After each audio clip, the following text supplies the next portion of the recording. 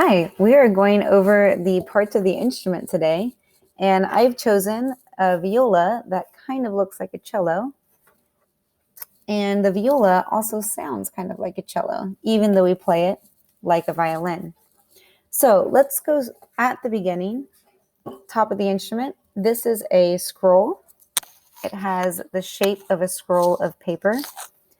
These are our pegs. You don't want to mess with these at all right now. They can very easily break a string.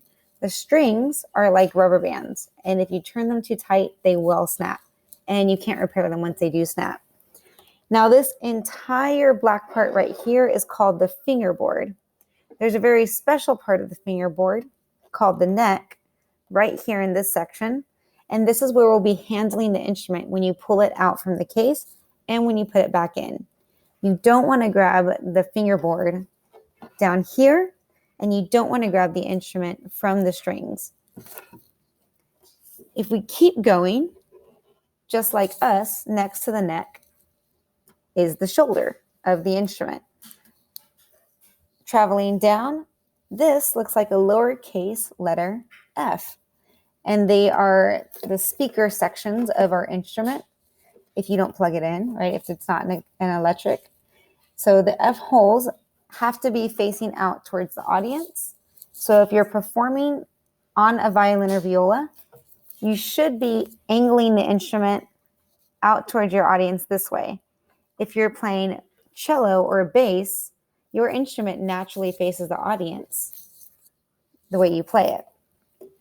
This is the bridge. The bridge is not glued down. It's held together by force from the strings. So if this falls and doesn't break, most of the time it won't, you can just bring it into me and I can show you how to put this back on your instrument safely. You should never use glue or anything else to attach the bridge to your instrument. Down here, everybody has these except for the double bass. These are our fine tuners. They make adjustments to the tension and the sound of the strings, just like the pegs do, but in smaller increments. We'll learn how to tune starting with these later in the year. Down here is a tailpiece. All the instruments have a tailpiece, and it holds everything together. Now, this is where it depends on whether you play an upper string or a lower string instrument. If you play a violin or viola, you usually have a little black plastic piece right here called the chin rest. Makes sense, right? It's where you rest your chin. You'll also have an end button. As you can see, this plastic part comes down from the tailpiece and it wraps around the end button.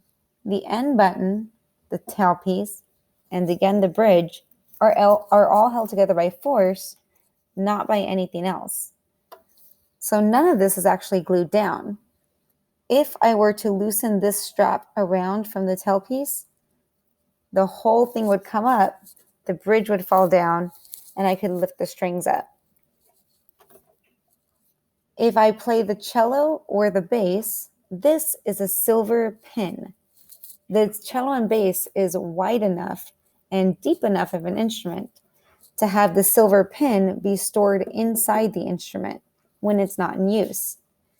If you are using the cello or bass, you have to take the pin out, hold it in place with the screw, and that's going to depend on how tall you are when you're either sitting or standing. Depends on what you're doing for that day. Most of the time, cellos will be sitting. Basses can either stand or be on a stool to play it. The whole shape of the instrument is similar amongst all the instruments, violins, violas, cellos, and basses. But violins and violas and cellos have a round shoulder shape. The basses have a slightly curved one, and we'll see that more in class. If you have any questions about these parts, go back to your worksheet when you're using your homework sheet to compare your answers and make sure you're getting them right. If you have any questions, let me know.